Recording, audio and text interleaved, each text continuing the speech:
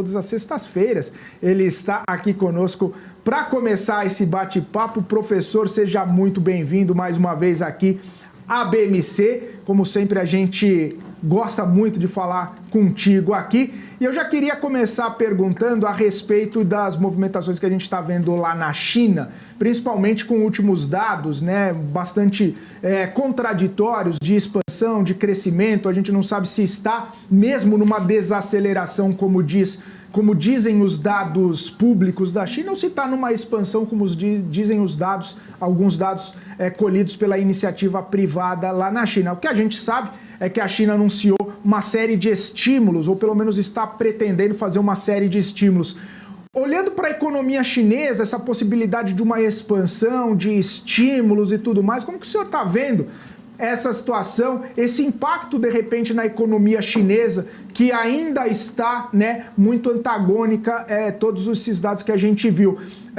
Você acha, professor, que a China ela vai, de algum jeito, dar algum jeito ali para continuar esse crescimento, continuar essa perspectiva de crescimento, de expansão, já que os dados, alguns deles mostram ali uma desaceleração? Como que o governo chinês poderia estimular ainda mais? É na construção, é em outros setores cruciais ali para a economia chinesa?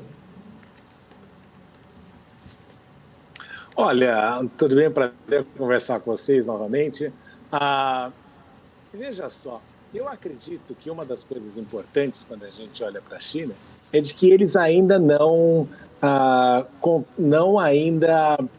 utilizam plenamente do seu mercado e do potencial do mercado doméstico.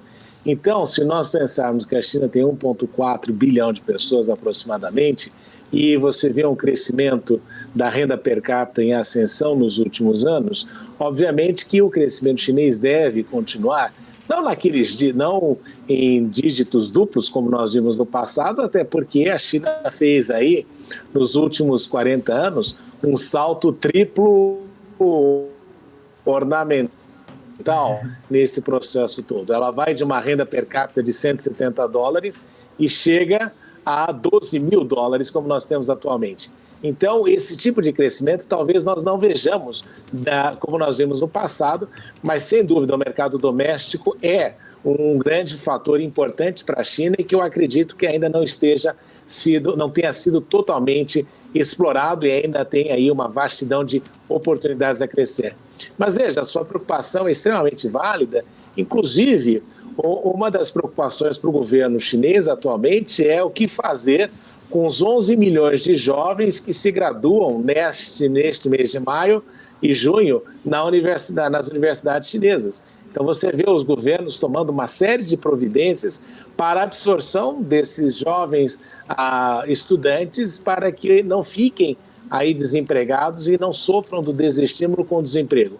Então você vê que nesse sentido o governo chinês utiliza aí a questão do serviço público, a questão das empresas estatais, justamente para garantir de que a produtividade continue e que estes resultados que são não tão auspiciosos, afinal a China também está integrada ao mundo, sofre as consequências ainda da pandemia da Covid-19 e da guerra na Ucrânia.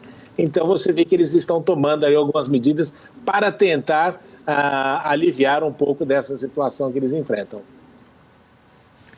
Tá ótimo, então. Professor, eu quero agradecer sua participação. Obrigado mais uma vez por sempre estar aqui conosco. Muito importante a gente entender um pouquinho melhor aí toda essa situação na China. Um abraço, até a próxima semana, professor.